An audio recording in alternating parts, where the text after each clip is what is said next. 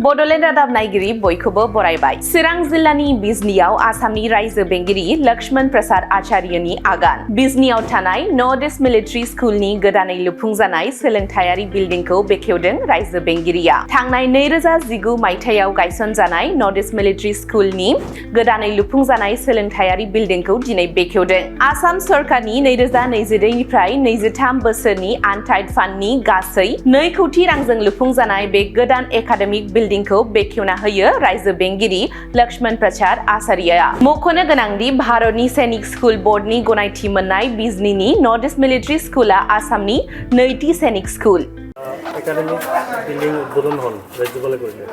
আজি আমাৰ গোটেই বিজনীবাসীৰ লগতে বিটিআৰবাসীৰ লগতে অসমৰ সকলোৰ কাৰণে এটা গৌৰৱৰ ভাল দিন। আমাৰ north east military school Bijni যিখন শিক্ষানুষ্ঠান অলৰেডি আমাৰ সৈনিক স্কুল বোৰ্ড ভাৰতবৰ্ষৰ আমাক এফিলিয়েশ্যন কৰিছে আৰু তেখেতে আজি আহি আমাৰ যিটো একাডেমিক ভৱন নতুনকৈ আমি নিৰ্মাণ কৰি ওলাইছোঁ সেই ভৱনটো তেওঁ মুকলি কৰি থৈ গ'ল। গতিকে এটা মাইল খুঁটি আমাৰ কাৰণে আৰু গভৰ্ণৰ যিহেতু আহিছে তেখেতৰ ব্লেছিং আমি পাইছোঁ আৰু গভৰ্ণৰ চকুটো আহিল। গতিকে এইটো এটা বহুত ডাঙৰ কথা যে আমি যিহেতু এইটো এটা প্ৰাইভেট ট্ৰাষ্ট কিন্তু ইয়াত আমাক সকলোৱে সহায় কৰিছে।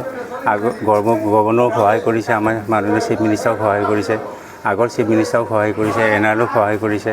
কিন্তু সকলো সহায় সহযোগত বৰঙণি যোগেদি আমি এই শিক্ষা অনুষ্ঠানটো গঢ়িছোঁ।